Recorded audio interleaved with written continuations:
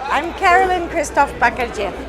It's called Saltwater, a theory of thought forms, and saltwater is everything that's around us in the Bosphorus.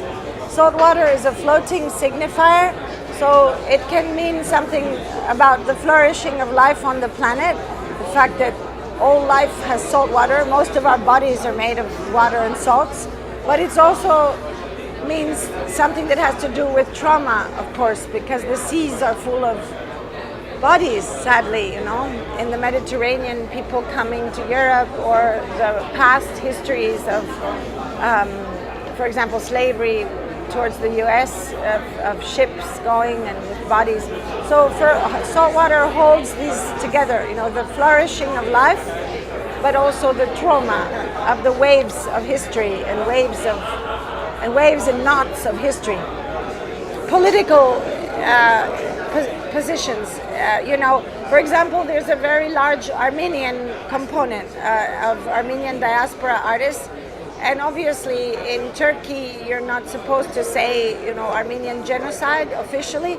So I think the challenge was through a kind of radical thinking and always speaking with a forked tongue or speaking in double meanings, to respect and to welcome all the waves of traumatized people and communities that have lived on this land, while yet celebrating, so many things of the history of the Ottoman Empire and things that make Istanbul one of the most vibrant cities.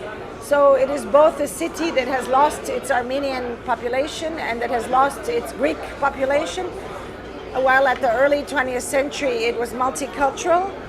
But at the same time, it's one of the most vibrant cities today, with young people and music and intellectuality and writers like Orhan Pamuk.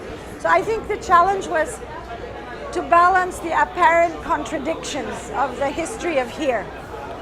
Yes, of course, and that's why there are so many women artists in the biennial. I mean, just think of Deniz Gül from Turkey, and Iz Öztat and Fatma Belkis, also from here, or Zeyno Pekünlü, also from here, or the many women from other places like Elena Mazzi or Heather Phillipson or Christine Taylor-Patton or Bracha Ettinger and so on.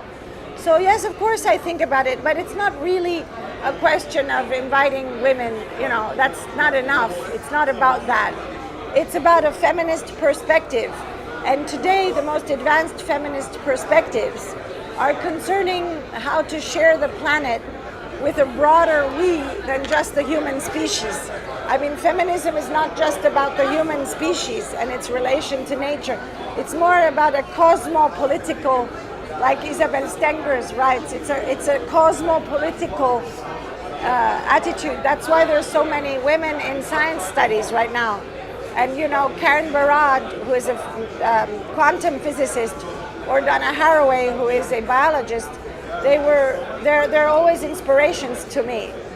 Oh, nothing, I've already done it. I mean, when you've done Documenta, it's the dream, I guess, of anybody because it only happens every 5 years. It's a very rare thing, Nobody wakes up in the morning and says, I'm going to do Documenta. There are 4 or 5 of them in your adult life that you can see.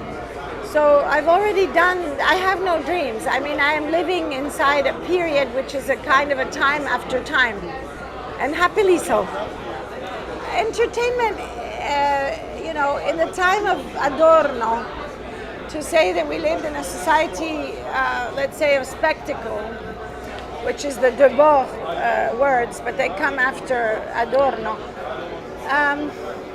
It was very clear dichotomy, avant-garde art and the consumer culture of consumer culture. I think today it's very different. It's very different, but I suppose it has to do with the fragmentation into many different worlds. And artists and the art community generally is more able to open up these fields and these boundaries. They tend more towards an experimentation than if you go in a science lab. So maybe there's more chances with us than in other fields. Well, the first thing is to start thinking out of the box. You know, most people are thinking in boxes, like I'm an artist, I am a curator, I am a physicist, I am a biologist, and means nothing in the 21st century. So that's the first step, is to stop thinking in categories of profession and to just work in a committed way, not always visible. You see, our society is always now about putting everything on the internet immediately. You know, Instagram or Twitter or Facebook or this or that or WhatsApp or whatever. What's down, I don't know. And that is very bad for the time it needs to develop thoughts and to read and study and meditate and waste time. So I think people are too much in a productive mode, you know.